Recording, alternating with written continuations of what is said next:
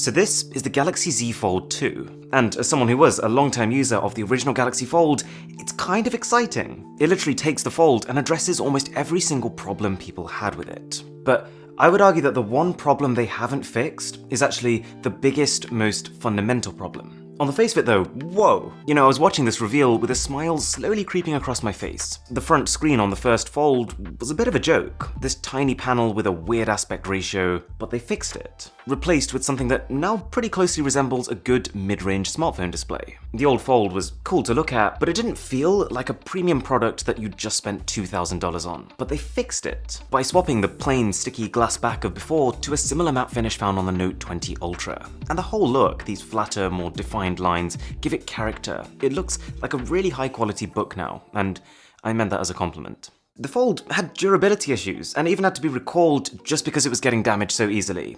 But they fixed it. Probably. The Z Fold 2 has a redesigned hinge mechanism that should be snappier, and it uses a display with ultra-thin glass elements in it for better scratch resistance. You're probably getting the idea. This new model is more powerful, it's more fluid with a 120Hz screen refresh rate on the inside displays, and it's got better cameras. This isn't the best camera system Samsung makes, but it's close enough. And when I was watching this reveal trailer, it's kinda cool. I was genuinely having a flashback to 2013, the year that Samsung showed us this trailer of a foldable phone, and we just lost our minds. It seemed like a piece of science fiction, or even just a figment of someone's imagination. And it is nuts to think that just 7 years later, they've pretty much built that. I'm happy Samsung made this. It's fresh, it's exciting, it pushes other companies to experiment. And it even looks like it's going to be super fun to use. So, what is my problem with this seemingly huge upgrade? Well, to put it simply, I don't think this is the best way to make a foldable. And even though Samsung has had this vision since 2013, and it's wildly impressive that they managed to execute it, now that this is a real product with a real price tag, I just want to be really practical about it. How many screens do we have on this phone? 2, the front screen and the inner folding one. How many can we use at any one time?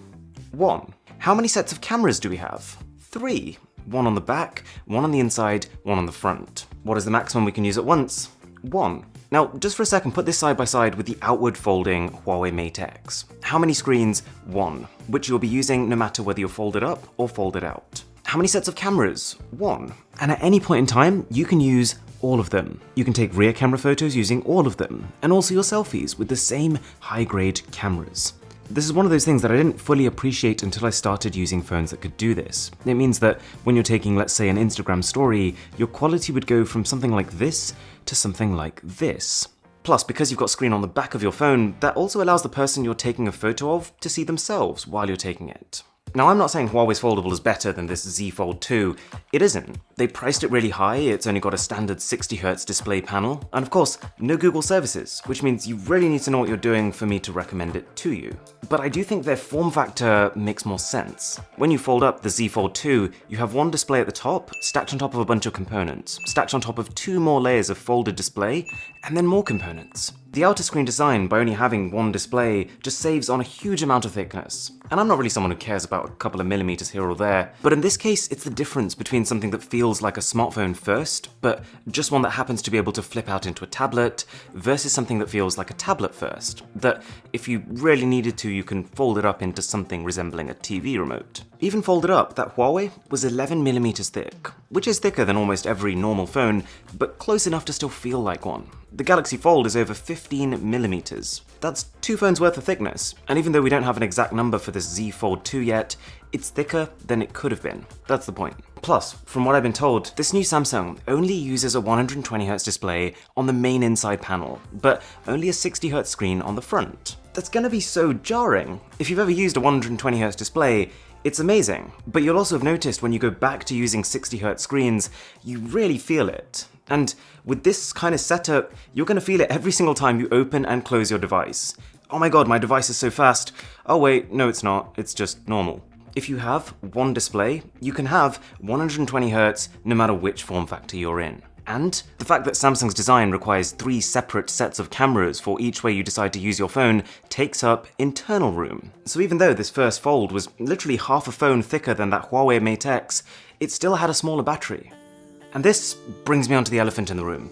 price. The first Fold, and almost certainly the next Galaxy Z Fold 2, are inhibitively expensive phones. To be fair, so are the Huawei foldables. And I do have a theory about this, that for the time being, none of these companies actually need or even want people to buy their foldables. That they're just serving as a really subtle form of advertising to build associations in people's minds as being innovative companies. It would also explain how, even with the pandemic, they've made sure their Note series and all their other important products are still on time, but the Fold, that's delayed. But the point I actually want to make here is that even if Samsung did want to make their phones affordable, let's say one year they decide they want mass appeal, then they can't really do that with a form factor like this. Because they've made their cost of production sky high. Like, think about it, with this phone they've got to build not just one Super AMOLED ultra crispy panel, but two. And they have to make sure that both are as good as each other for consistency. And 2 sets of front cameras costs money. There's a bit of a fallacy with this kind of thing. I remember when that first Galaxy Fold came out, people were talking about how it had 6 cameras as if it was some sort of benefit. Literally, there's an Android Central comparison here versus the Huawei, and again, I'm not defending the Huawei phone, but this comparison marks having 6 cameras as one of the main plus points. It isn't. It sounds impressive, but the reality of it is, if you could get away with using just 3 high-end cameras for everything, you would. You'd end up with a slimmer phone that's cheaper to produce and one that takes consistently good quality photos, whether they're from the rear camera or the front camera, because they're the same. Now, I don't want to make it seem like I'm trampling all over this idea and that the Fold is doomed to fail, because really, now that Huawei is out of the picture for a lot of consumers, Samsung doesn't really have any competition. The point of this video is not to say that the Z Fold 2 is going to be a bad phone. I might use it and decide I love it, but the point is more that the money you pay for it is not being used very efficiently. Now, that Huawei outward folding style is not perfect. It does present a couple of issues. A, that the screen is more prone to scratching, being on the outside, and B, because an outward fold has a larger radius than an inward fold, there's a risk of a more obvious crease. And I don't want to downplay these are issues, but I feel like they're solvable issues, and when you solve them, you'll end up with a better phone. Huawei's second generation Mate XS was already way more resistant to both scratches and creases, so with one more iteration of this, they'd probably be there. Plus, display materials are improving every year, and if need be, you could just build a slightly raised border around the screen, the same way that Samsung's inside display has a border, and that would more or less prevent your outer screen from touching surfaces you leave it on. You might remember a video I made about Apple not too long ago. Back in 2007, every company was out there just giving people what they wanted. You want a bigger screen?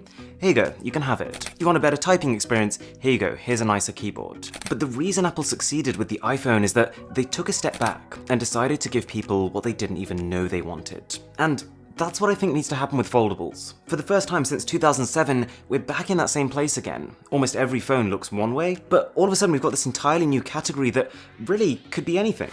Don't get me wrong, listening to consumer feedback is a brilliant way to improve your product. They will tell you if something isn't quite right, but in this particular case with a new product category, consumers don't have a point of reference to actually know what they want yet. If Samsung sticks with this style and just keeps fixing problems that the consumers have, they've almost assumed that in this entire wild west of possibilities for how to build a foldable, that they got it right first time. And I don't think they did. Also, 2 other quick things. In all official images, they kind of use specific wallpapers to hide where the front camera is on the inside display. But based on the leaks, that's because the actual position they ended up with doesn't look particularly good. And I think it would have looked way better in either the far left or the far right corners. Also, I just think the name Galaxy Z Fold 2 5G is not a good choice. I get that Samsung's trying to unify its foldables under the Z brand name, but honestly, for the first time with that original Galaxy Fold, non-techie people were asking me about a phone. That original Fold brand had power. And I think if Samsung had just called this the Galaxy Fold 2, that would have brought a lot of those people back in again. But as it stands now with the Z and the 5G, this looks like it might be something else from the outside. So yeah, brilliant looking phone, might be incredible to use. All I'm saying is that I think it could have been better. But thanks a lot for watching. If you enjoyed this video, a sub would be incredible.